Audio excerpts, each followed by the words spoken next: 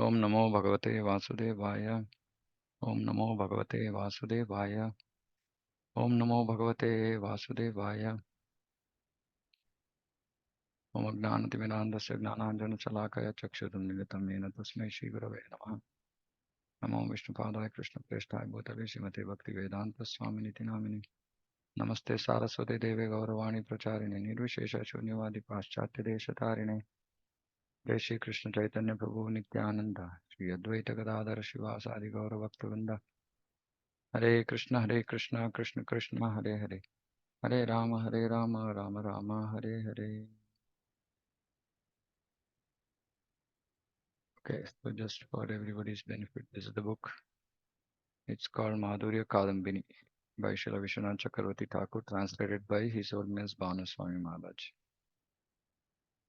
So Madhurya Kadambini, a cloud bank of nectar. That's what it means. Okay. Okay. Chapter 1. The first shower of nectar. So we should understand this book, whole book is about how Bhakti showers nectar at different stages, different amounts of rasa, nectar showered. Okay, it's a very beautiful book which kind of highlights the progress. Actually, there are two books which we should discuss to understand how one makes progress in bhakti. One is this, the other is called Bhajana Rahasya, which is by Srila Bhakti Vinod Thakur. Both these books are very good for helping us understand how whether we are making progress. So in the different stages, Ado, Shraddha, Tata, Sadhu, Sangha, Bhajana, Kriya, Anartha, Nivritti, where are we? How do we recognize if I'm actually at a particular stage? What can I do to move to the next stage? So all these kind of things are discussed. So like I said, it's a slightly deep book. Bhakti Rasamrita Sindhu doesn't discuss in this much detail. And though all these aspects are discussed, but not in a very systematic way, as in this book is specifically meant to understand just progress in different stages of bhakti. Okay, so like I said, I not done this before, discussing Acharya's books, but because of the type of questions that we've been discussing, answering, so I thought this book actually gives a lot of inspiration for devotees who are finding it difficult, obviously, but who want to make progress. And even if we are still not sure whether I want to make progress or not, or whether I want to put so much effort to make progress, this book can give us that inspiration to actually do it, because it will also help us understand what the stage of perfection is. And I'm a bit selfish in picking this book because I also want to understand it more deeply than I have so far. So it's a effort to read for me as well. And we can see how much we can go into the depth of the topic. Okay, so the topic being discussed here is nature of bhakti.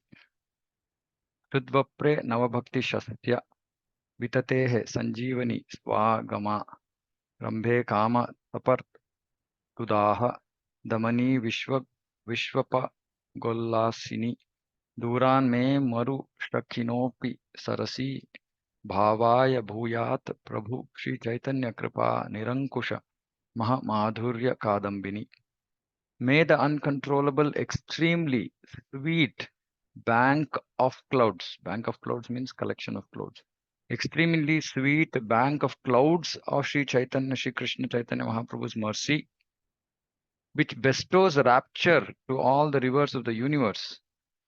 May the uncontrollable, extremely sweet bank of clouds bring life to the grains of devotional service newly planted in the field of the heart, and by its auspicious approach extinguishes the intense summer heat of lust from far off, give satisfaction to this worthless soul, a dried up branch in the desert.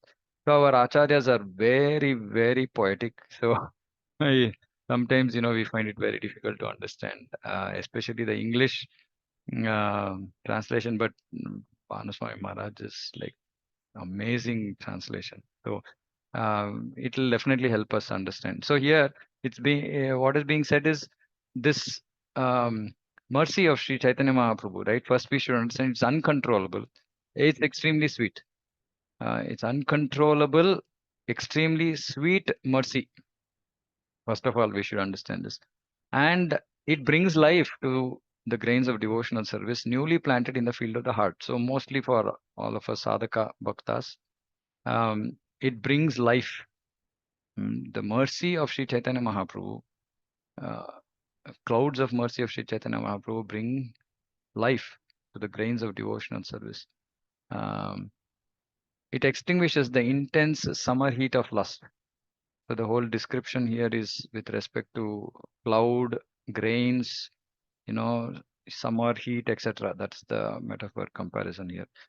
So the mercy of Sri Chaitanya Mahaprabhu gives life to the grains of devotional service, and it extinguishes the heat of lust, gives satisfaction to this worthless soul. This worthless soul is a dried up branch in the desert. So for those who are not deeply connected with devotional service, we can think of ourselves as being worthless, a dried up branch, right? Because without the rasa of devotional service, actually our life is worthless, right? Bhakti purvai vrithatantu rasam pashyed yad atta dihi tam naumi satatam rupa nama priya janam harehe. Though there are others who in the past had attained bhakti with rasas, I pay my continual obeisances to Srila Rupa Goswami, who is dearest to the Lord. By his mercy, humanity has received the intelligence to see rasa. So this is Srila Vishwanath Chakravarti Thakur's prayer, that he's calling himself worthless soul. And he's saying there are so many others who attained bhakti with rasas, but he's offering obeisances to Srila Rupa Goswami.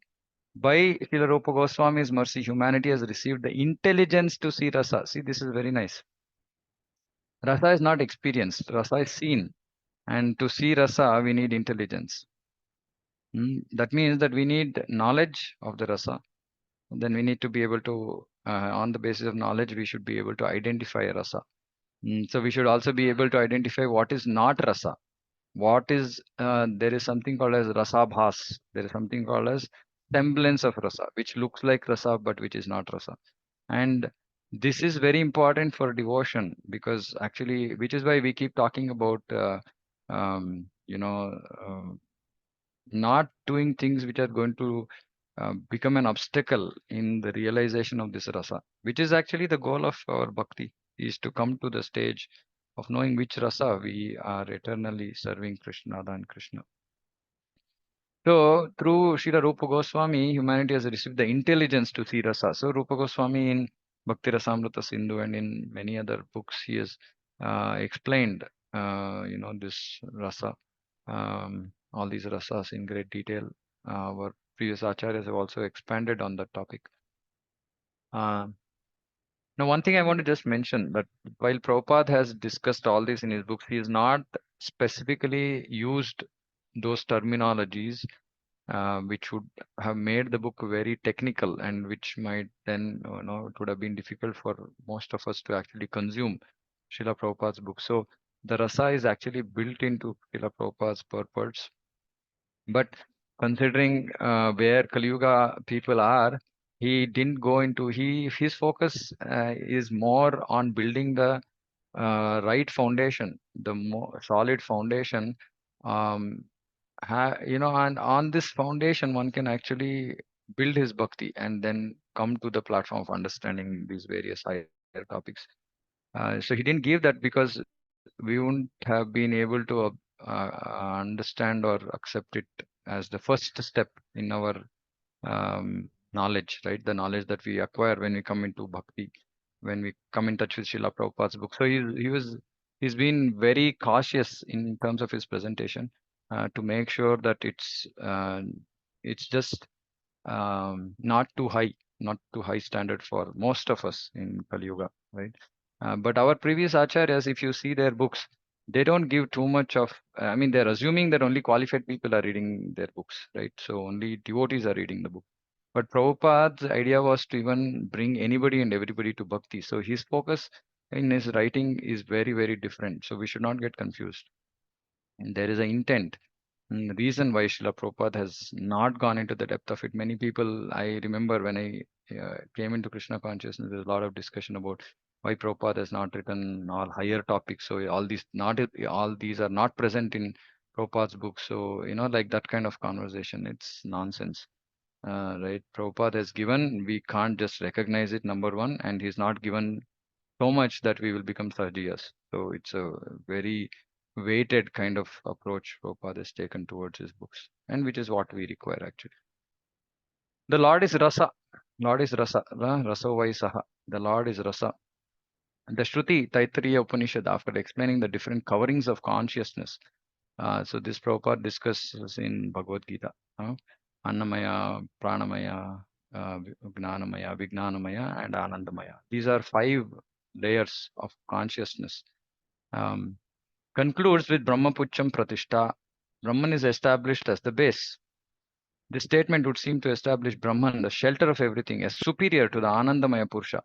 But then the same scripture says, Raso Vaisaha, Rasam hi evayam labdvanandi bhavati. The Lord is Rasa itself. Attaining that Rasa, the Jiva becomes blissful. So I will summarize, many of this, because we might not be able to understand each and every word and line that Srila Vishwanath Chakravarti Thakur is saying. So basically, there are 5 stages in this coverings, 5 coverings, layers of coverings, and the highest is Anandamaya. So the Brahman is one of the stages, right? But Brahman is not the ultimate. The ultimate is the Anandamaya Purusha, which is who is Krishna. So he is Rasa itself. Raso Vai Saha. Saha. He is Rasa itself. The Lord is Rasa itself. Uh, Lord is Rasa itself. Attaining that Rasa, the Jiva becomes blissful. So what is the path for us to attain bliss? Is to actually attain that Rasa, which is the Lord himself. So this statement indicates that Krishna is superior to Brahman. So anyway, this we understand, right? Brahmajyoti is coming from the body of the Lord. But even from this Shruti, from Taittiriya Upanishad, there are different coverings of consciousness, and the topmost is Anandamaya, and Anandamaya is a Purusha. That is the Supreme Lord himself. So just to conclude, Lord is Rasa, and attaining that Rasa, Jiva becomes blissful. And so Krishna is superior to Brahman. Right? This is known. But the important part is that when we attain the rasa, actually we become blissful. Till then, we cannot actually experience chant and be happy. When we can actually experience chant and be happy, when we come to this stage of rasa. Of course, we'll experience little bit of this rasa, or little bit of bliss, but it's not the topmost, right? It's not the topmost rasa. In the same vein, the Srimad Bhagavatam, the cream of Vedanta and emperor amongst all types of evidence, describes Krishna as the embodiment of rasa or pleasure. So this is a verse from Srimad Bhagavatam 10th canto, where again the focus here is that Krishna is the embodiment of rasa. Krishna is pleasure, right? Krishna is the embodiment of pleasure. That is what Srila Vishwanath Chakravarti Thakur is highlighting here. The various groups of people, so the translation of this verse, the various groups of people in the arena regarded Krishna in different ways when he entered it with his elder brother. This is in Kamsa, when Krishna comes into the arena where the wrestling match is going to take place, right? Just before Kamsa is killed. The wrestlers saw Krishna as a lightning bolt, the men of Mathura as the best of males, the women as Cupid in person, the cowherd men as their relative, the impious rulers as a chastiser, his parents as their child, the king of the Bhojas as death, the unintelligent as the Supreme Lord's universal form, the yogis as the absolute truth, and the Vrishnis as their supreme worshipable deity. So the point here being made, we don't have to go into the details of how everybody is looking at Krishna differently. The point is all the different kinds of relationships. Rasa means mellow of relationship. Prabhupada translates it for our understanding. Mellow of relationship. So different types of people are looking at Krishna differently with a different type of relationship. So all these relationships, different people saw so many different types of relationships in one person, Krishna. So which means he is the embodiment of all rasas, which means all rasas are present in Krishna. This we understand, but Srila Vishwanath Chakravarti Thakur is just proving it for those people who will come and say Brahman is supreme. So he is proving that no, Krishna is supreme. Krishna is the embodiment of all rasa. In the Bhagavad Gita, Krishna affirms his identity. Brahmano hi pratishtaham. I am the basis of Brahman. So just how could anyone fail to recognize Krishna, the son of the king of Raja, who has an unlimited body, endowed with Shuddha Sattva, names, forms, qualities, and pastimes? This blissful Lord descends to human perception of the ear, eye, mind, and intellect, not by any material cause, but simply by his own independent will. Just as by his own will, he appeared in the material world as Krishna in the Yadu dynasty and Rama in the Raghu dynasty. So let me explain this. See, Krishna is the embodiment of all rasa. He is an unlimited body endowed with Shuddha Sattva, name, form, quality, pastime. So that means that he doesn't belong to this material world. However, this blissful Lord descends to human perception of the ear, eye, mind, and intellect, which is all material. The eye, ear, mind, and intellect are all material. He descends to the perception of these material uh, organs, right, senses, not by any material cause, but simply by his own independent will. So the Lord, if he decides, he can make himself perceived by the human being through the human being's ear, eye, mind, intellect, etc. How does he do it? By his own will. It is by his own independent will. Nobody can force Krishna. Nobody can say, I have done bhakti for so many years. I'm I'm a big guru, or I'm so many people follow me, so many people this, that, whatever. Nobody can force Krishna. It is by his own independent will that Krishna will manifest. This is what we say, right? Anyabilashita shunyam gnana karma dhanavritam. No, what is that? Mm, Spuratyada. Spurati means manifest. Right? So Krishna will manifest himself by his own sweet will, by his own sweet independent will. It's called sweet will because it's not, he's sweet, right? So he'll not simply play with us, or he will not be unfair. In fact, he might be more merciful than otherwise. So it's sweet independent will of the Lord that the Lord, who is the embodiment of all rasa, will manifest himself in front of us, in front of our mundane eyes, ears, mind, intellect, etc., by his own independent will. Okay, so this is the first topic here being discussed. If any of you have any questions, you can please interrupt, because this won't be very straightforward for consumption. So if something is, we might be hearing many of this for the first time.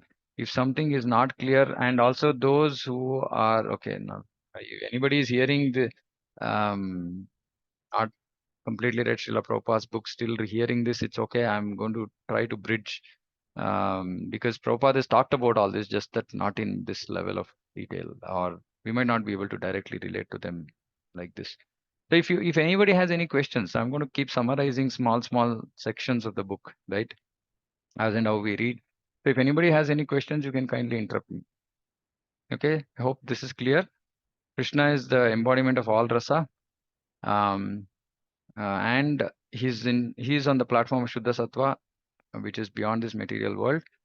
But the Lord descends and makes himself perceived by the mundane eye, ear, nose, etc., not by any material cause, but by his own sweet independent will. That's what has been discussed so far. Okay, now second section. This is very, very important. And this is important because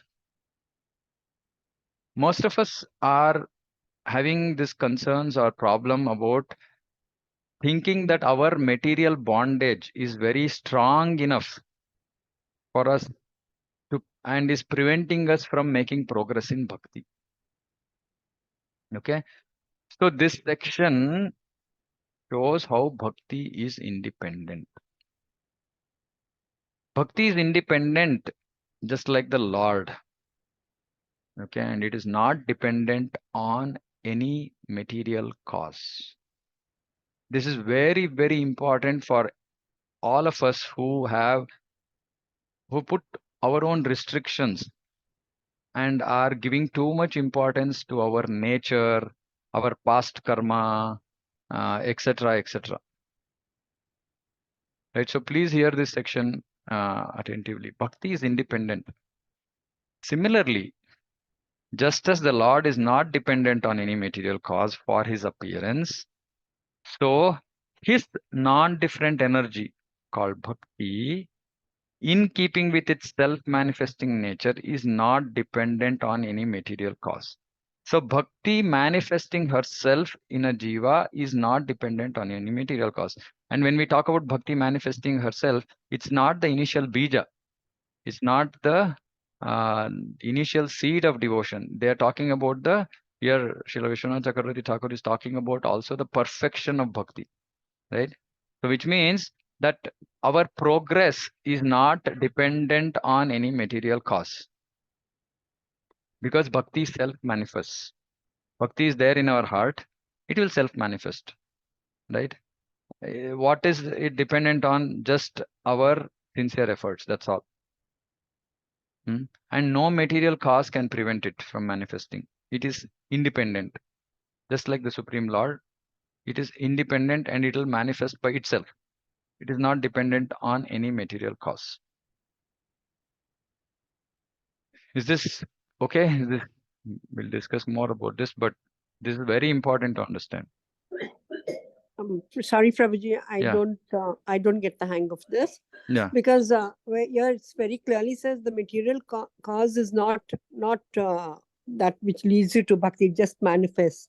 Yeah. But when you're wanting something, your intelligence, all that also leads you to bhakti. You know, Prabhu, you're very affluent. You see, very affluent people don't get into bhakti very easily. You know, it's more the people who wanting things. Yeah. Then why doesn't it? When you say it's dormant, then why doesn't why doesn't it light up with everybody? Then why don't we? Why are we in the material gut, like Yeah. wanting to chew the chewed all the time if it Yeah. is self manifested? Yeah. So we should understand that the bhakti can self manifest, which means what this is saying is that there is no material condition or cause which can prevent bhakti from manifesting. For example, we cannot say that all rich people will not have bhakti manifesting, or all poor people will have bhakti manifesting. Meaning, bhakti can manifest in any jiva. I mean, it doesn't depend on the jiva's material situation. Yes. Right? This is what it means. Meaning, we should not restrict ourselves when we are thinking about ourselves in bhakti. We should not bring in material causes and say, okay, because of this material cause, I'm not able to make progress. This is what it means. Okay, now it's a very deep topic. So, but just this statement simply means that bhakti is not dependent on any material cause. Our progress in bhakti does not depend on any material cause. We'll come. I mean, this is the whole topic Yes. of this book, right? So, I'm not going to conclude No, various no, no. things Yes, Acharya is going to talk about, right? And this is very important. Next 2-3 pages are going to be just dedicated for us understanding. And we should understand why Srila Vishwanath Chakravarti Thakur has mentioned this in the beginning, right? I yes. mean, the second section of the book is talking about how bhakti is independent, because he knows all of us sadhakas have this, we are stuck with, we give too much importance to our material conditioning than we give to bhakti, right? Bhakti is so powerful, so independent, she can self manifest, right? But Yes, right. if we keep putting causes, Thank reasons, saying, oh, because of this material situation I'm not able to make progress, because of this, that is just our, it's bhakti by herself is not cannot be impeded, cannot be prevented, right? But we are preventing ourselves. So this is where the this is the key, right? Bhakti by herself can self manifest, but we can prevent it or block it by attributing causes which are not actually as powerful as bhakti, right? A material cause is not as powerful as bhakti. A material cause cannot prevent bhakti from manifesting. But we tend to attribute material causes to our lack of progress and thereby prevent bhakti from manifesting. Let's just keep this in our minds as of now, because we're going to go into this topic, right? So more things Now, will get clear. now I understood, but Prabhuji, one more doubt. So for Yeah, bhakti to manifest, like we always say, a devotee comes into your life, or yeah, guru. yeah, That yeah. That will be discussed. mercy is important, or it Yeah, will yeah, just yeah. that will just fructify. No, no, that will come. That your question will get answered. That mercy is wanted. What I understand by what you've explained, the seed of bhakti is already within the dormant self. But if you get it, then there is no reason, like whichever condition of life you are, bhakti Yeah, will manifest. yes. Right? Bhakti will Did I? manifest. Bhakti will grow. Nothing can prevent bhakti from actually achieving its full bloom. No Yeah, material and cause. No material yeah, cause can prevent us from making progress. Simply, I mean, yeah, I'm just yeah. Yes, summarizing. Prabhu. No material cause can prevent us from making Yeah. progress. Your endeavor is also needed. Your personal Yeah, endeavor is yeah, yeah. But okay. Fine. bhakti is not restricted. Nothing can restrict bhakti, Bhakti. right? That is the whole point here. Prabhuji, another sentence, in the previous, when Krishna is looked into this thing, there's Yeah, one sentence, the yeah, unintelligent look at him in yeah, the, what is that? yeah. I could not understand that universal Unintelligent form. seen as the universal form, because Yeah, because actually Lord's universal form is material, imaginary. Is imaginary. material. It's even Okay. imaginary. It doesn't actually exist at all. So the unintelligent see, because the unintelligent, they cannot see beyond the mundane, beyond material objects, right? So they see the material. They look at the Lord as having a material form. So that is for the unintelligent people. Okay, Actually, but a person who sees the universal, like suppose you say I'm a godman, and you tell him, okay, show your universal form. yeah. Then he can't show it. So a person who could show the universal form, you know that he is the Lord. Then why No, no, then this is why not for the person who can show. This is the for the person who goes who behind the cannot? universal form, who Okay, sees the Supreme Lord but doesn't see the beautiful, form of Krishna, but looks at him as, oh, okay, he's the universal form. That means he's unintelligent. He's not seeing the beauty of Krishna. He's not seeing okay. Krishna as the Anandamaya Purusha, right? He's just seeing You- Krishna as the universal form. A Unintelligent magician or person. some, like a magician or something. No, no, actually, so Bhagavatam the second canto starts off with first saying that the first stage for somebody to come to Krishna is to actually, people are very grossly entangled in material world.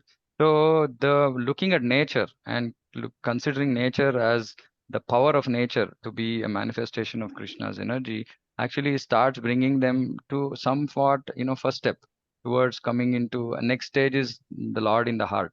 So first is the gross acceptance of the universal form, and the energy power behind that universal form, and then slowly they will make progress and come to think of the Supreme Lord in the heart. So this universal form is the first stage for all neophytes who don't want to accept Krishna's personal form. They first come to the universal form. Okay, Yeah. It is sorry, explained in Bhagavatam. No, no, no, it's fine, Mataji. I mean, the idea of this is to actually discuss, and yeah, it's nice. I mean, some aspects I'm reading so fast, but still you're holding on to some statements. Okay, nice. Okay. So anybody else? Is it clear? Does anybody Gyanendra Prabhu, you had any question? No, Prabhu. Okay. Okay, so it'll be a little heavy, but just patience will actually bring us. It's a very important book. That's why I picked this up. Okay. Maybe another just one more paragraph we'll finish, or maybe this page. Thus, in the first canto of Srimad Bhagavatam, it is said, Savaipumsam paro dharmo yatha bhakti rajokshade ahitiki apratihata atma suprasidati. The supreme dharma for all human beings, sadhana bhakti. See, please understand this. Supreme dharma for all human beings is sadhana bhakti. Right? Paro dharma. This is paro dharmo. Right? Paro dharmo. Not our varnashrama dharma. Not our home, our house, our job, our work, our earning money. This is not our. This is our temporary dharma. Right? Apara dharma. Connected to this material body. But the paradharma, which is connected to the soul, is sadhana bhakti. Okay? The supreme dharma for all human beings, which is sadhana bhakti, is that by which prema bhakti to the Lord arises. So when one engages in sadhana bhakti, eventually prema bhakti arises. So in Bhakti Rasamrita Sindhu, there are three types of bhakti: sadhana bhakti, bhava bhakti, prema bhakti. So sadhana bhakti leads on to bhava bhakti, and from then on, one person comes to the stage of prema bhakti, and that is the goal of our practice of bhakti. Okay. Now this sadhana bhakti is not caused by anything other than itself. This is again same thing is being highlighted.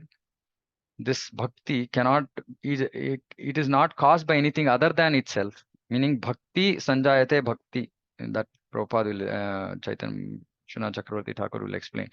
Right? Bhakti cannot be born apart from anything. I mean, bhakti is the cause of bhakti, right? No material cause is the cause of bhakti.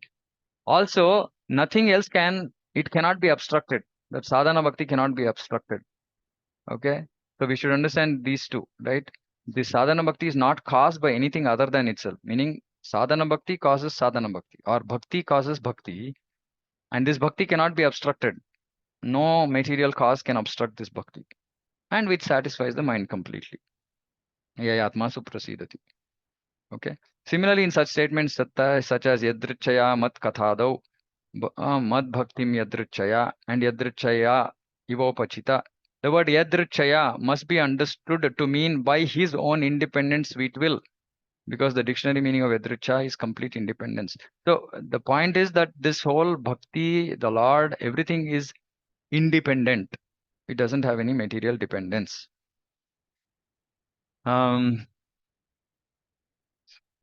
Okay, but some people take the word yadrichaya to mean by luck or by chance, right? So Vishwanath Chakravarti Thakur is explaining, but the meaning is not suitable here. For then, one would be forced to inquire as to the origin of that good luck. So let me try to explain this.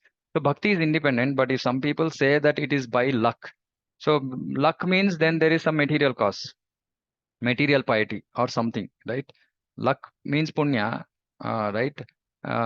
Good fortune, which arises by material piety. Now, if bhakti is arising by good luck, that means that there is a material piety which is the cause of that bhakti. But it is not true. So that he will disprove now. If one assumes that this good luck is generated from material by pious activities, then bhakti is likewise ultimately generated from pious acts. That is, bhakti is dependent upon material good works. But this is in contradiction with the scripturally attested independent self-manifesting nature of bhakti. So which means somebody having done punya in their past life is not required that they come to the platform of bhakti. They can remain on the punya platform, enjoy lot of material benefits, go to swarga, but there is no reason that they should actually be getting bhakti. They should be coming to bhakti. So again, it's just re-emphasizing the fact that bhakti is independent. There's nothing like previous punya or some austerities. Bhagavatam speaks about many verses, right? There is no somebody has done a lot of austerities, like Chaitanya Mahaprabhu, right? Once one Brahmana who is just drinks only milk. Shivas Thakur allows him to see the Sankirtan of Chaitanya Mahaprabhu, and then Chaitanya Mahaprabhu asks, what is his qualification? Um, he says he's a very pious Brahman, he drinks only milk. Chaitanya Mahaprabhu says you cannot come, you cannot get entrance into this by just being Satvik Brahmana, which means that Satvik Brahmana means he's a Punya Jivi, right? Punya is not good, is not qualification enough for one to come to Bhakti. It is because Bhakti is independent. Bhakti is born from Bhakti. Okay. Okay, I'm not going to go into each and every statement because there's a very deep logic that he's proposing here. Now, if one proposes that the cause of bhakti is the Lord's mercy, one must then find a reason for the mercy. Thus, this statement giving rise to further need for explanation is inconclusive in itself. So, the cause of bhakti is also not Lord's mercy, meaning then Lord will become partial, right? Lord gave bhakti to somebody, did not give bhakti to somebody. So that's also not true. So we cannot accept that also. So bhakti is not dependent on material cause. Bhakti is not Lord's mercy is not the cause for bhakti. So if one therefore responds that the cause is the Lord's absolute unqualified causeless mercy, then the Lord seems to show favoritism. Yeah, this is what I said. The Lord is indeed partial to his devotee, but the partiality that the Lord shows in protecting his devotees from the persecution of evil elements does not bring fault to the Lord's character. So this is, see, we have to understand that the Lord is not partial in giving bhakti, but for a person who is already a devotee, Lord is partial. So there's a slight difference here, right? The Lord is not partial. He will not choose a jiva and say, I will give him bhakti, I will not give this other person bhakti. But once a person becomes a bhakta, then Lord shows some partiality. Okay. Now, finally, the conclusion is the mercy of the Lord and his devotee. In proposing the unqualified mercy of the devotee as the cause of devotion. So what is the ultimate cause of bhakti? Is the unqualified mercy of the devotee. This is the cause. So one can get bhakti from another bhakta. Okay. Devotee's partiality in distributing mercy. If one considers the nature of Madhyama Bhakta, one finds that he exhibits partiality in his Okay, I'm going to just summarize this portion, because it's, again, this part of logic is very, very deep. So I'm just summarizing this. So what Srila Vishwanath Chakravarti Thakur is saying here is that bhakti, devotee's mercy is actually the cause for devotion. Okay, but a Madhyama Adhikari Bhakta, actually he shows some partiality, meaning it says that he doesn't, he gives mercy to the innocent, but he disregards the atheist. He doesn't engage with the atheist. So looks like there is some partiality here, right? But this partiality is actually for the benefit of that jiva only, right? Because if a bhakta tries to go and give bhakti to a atheist will again blaspheme the Lord more, and it will result in his own fall down. So this is also one form of mercy of the devotee, that he doesn't approach those who are atheists or those who are hostile to bhakti, right? But when the devotee decides to give mercy to the innocent, this is very, very important for all of us, because we have to distribute this mercy. That is what our acharyas expect us to do, right? So when a devotee decides to give mercy to somebody, the Lord becomes subservient to his devotee, bestowing his mercy in accordance with the devotee's mercy. So we should understand this. When a devotee decides to give mercy to a jiva, the Lord becomes subservient to his devotee, and he bestows his own mercy in accordance with the devotee's mercy. So if the devotee is feeling, oh, this person is, let this person get more mercy, the Lord will just say tathastu. Right? That is why we have to please devotees, because it's very difficult for us to please the Supreme Lord.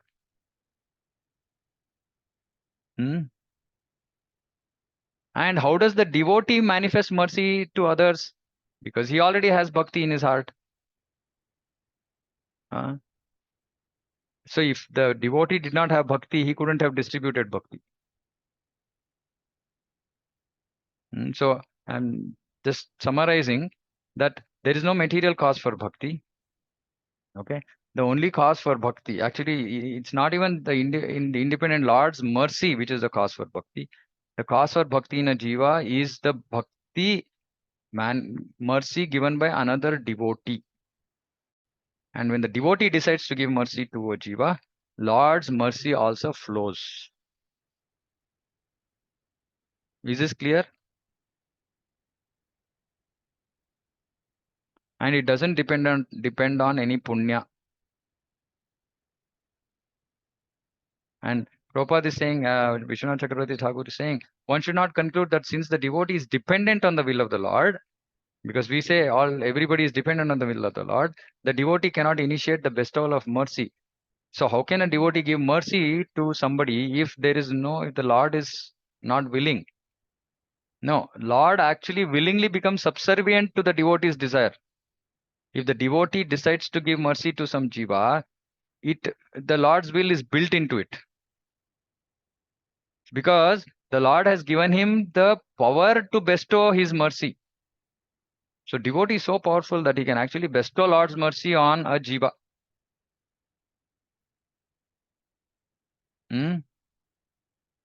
So the Lord personally shows special mercy to his devotees by giving them his own independent power to bestow mercy to others. So we can understand how great these acharyas are, these gurus are, who are distributing this mercy. The Lord has bestowed his own independent power to them.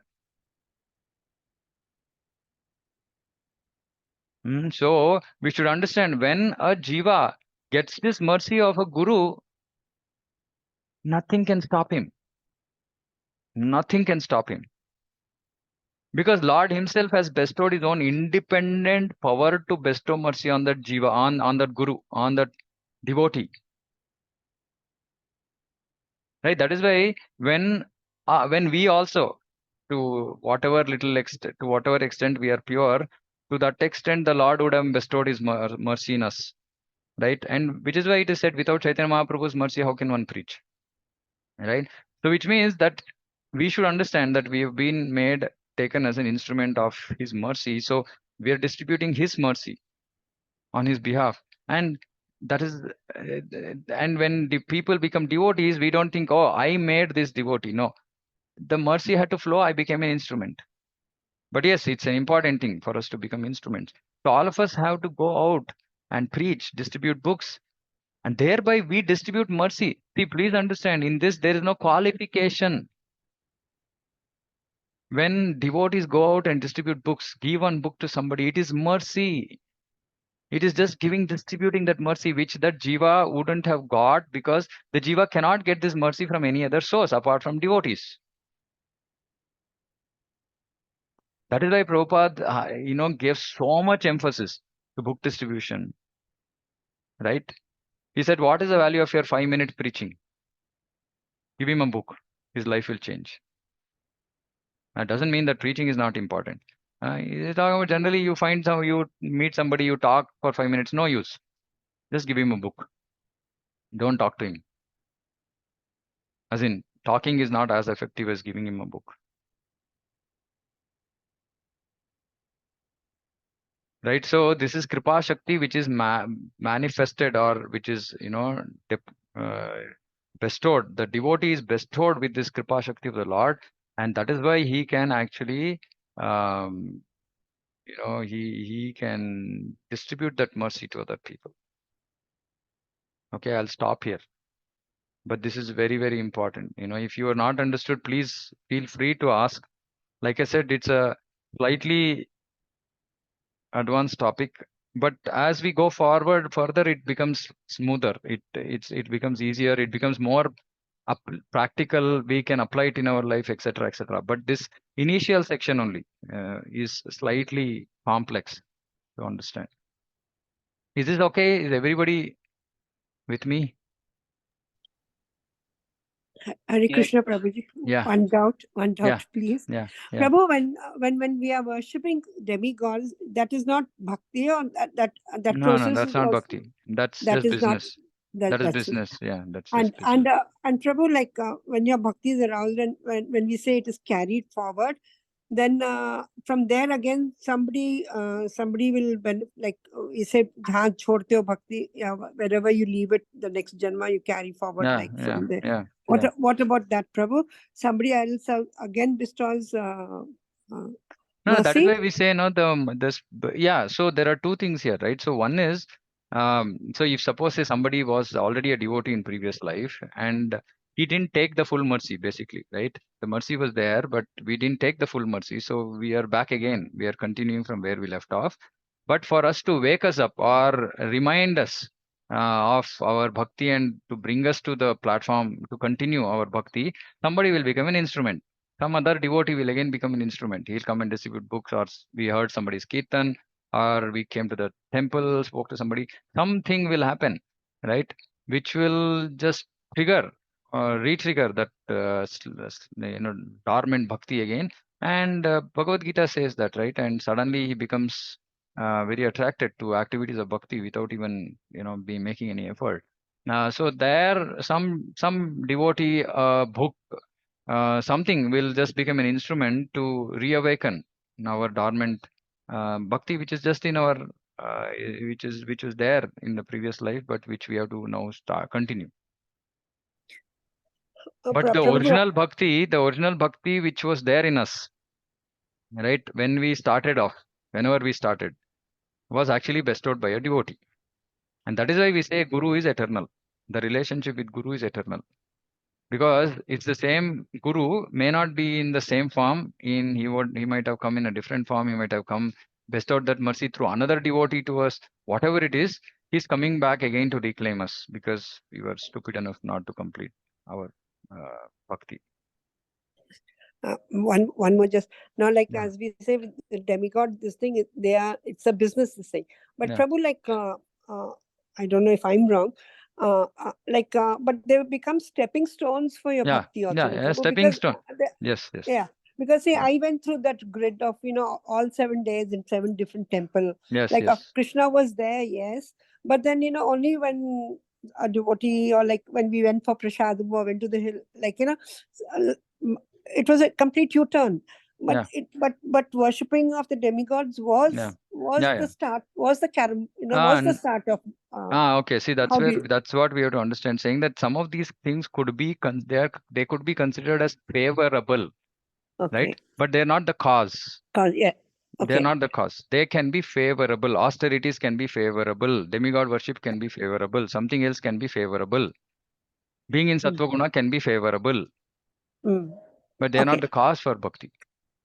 okay. Yeah, Because I always had this, okay, like you're religious all the time, and then like end yeah. result could be like you went to That is Krishna, favorable. That is favorable. That is fair, favorable. But that's not the independent. That's fair. not the cause for bhakti. That's not the cause for us to come to bhakti. See, all of us can actually see this. Actually, I mean, somewhere in our, at least in this life, how did we come in touch with ISKCON? Would be some a devotee. Would be prasadam. Prasadam means some devotee. Would be a book, which means again a devotee, right? Mostly, most of us would have come through this route. Right? Right. Somebody would have called us. Somebody would have called us to a temple. Somebody would have given us a book. Somebody would have given us prasadam. And who is that somebody? A devotee. And why did he choose us? As in, because he chose to give that prasadam mercy to me, chose to give that book mercy to me, chose to give his association mercy to me. Uh, it possibly reawakened for those who are continuing their journey, and it started, the whole bhakti process became, alive, or from the sleeping dormant state, it became active by the mercy of the devotee. That is why I say that whenever we see some new person in the temple, please go and talk to him. Don't leave them like some strangers. We are some strangers, they are some strangers. We are the only ones who can actually give them mercy, because there is some seed of bhakti in all our hearts. I tell all, in my preaching center, saying that, boss, if somebody comes new, you have to go and speak. Don't come and tell me saying I'm so shy. Yeah, you're shy. I mean, we should be shameful. We got bhakti mercy from some devotee. Now we are shy to distribute that mercy. And that's not right. Who cares about our material nature? Just go and distribute mercy. I mean, this devote, all of us should really, I mean, we should understand this. You know, we have to become instruments in distributing this mercy. It's not just, those great gurus, right? But unless we bring the devotee, right, to these gurus, I mean, they're not necessarily, they've done, right, all of it, and they've given mercy to all of us, and they expect that we distribute that mercy, right? Which means that we have to be out there. We should be doing some preaching. We should be doing some book distribution. We should be doing something by which we can distribute this mercy. We should never forget this. When I read this first, I said, I am not going to sit at home. I mean, that's why this book is very, very powerful, very powerful. It just so many things it gives us. And I hope you're all able to appreciate why, we keep pushing people for book distribution, talking to people, etc., because the bhakti in their hearts can come in only through us. Because we are the via media now. We should understand that. Very responsible position. Acharyas are given us, especially those connected with the parampara. And they've given us this responsibility, saying, go and distribute the mercy. So we should. Hare Krishna, Prabhu. Yes, Prabhuji. Actually, this which you are telling, we should speak, we should not be shy. I am talking early days of ISKCON. If one Sunday we never, suppose we miss to going temple, how we became next day morning or night itself used to phone come. Yeah, Okay, used to call. Yes, kya ho used gaya? to call. Yeah, Prabhuji, what happened? absolute. What happened? What is why you Absolute. not? Absolute. Actually, uh, it's not a new or old person. Yeah. In one ICC meeting also, I raised this question. Mm. I said, this we are missing now in every ISKCON temple actually. Yes. Okay, where we used to take care, actually, somebody is not coming, so Yeah. we why he is not there. So that still missing. Yeah. I so many times I tell in our temple, okay, Prabhu, I need help. Okay, somebody should go and speak. So many new people coming every day, and Sunday also. Yeah. Yeah. There is a lot of new people coming. Yeah, this Sunday only one couple was standing, but okay, their parents were there. They were okay, devotees, children.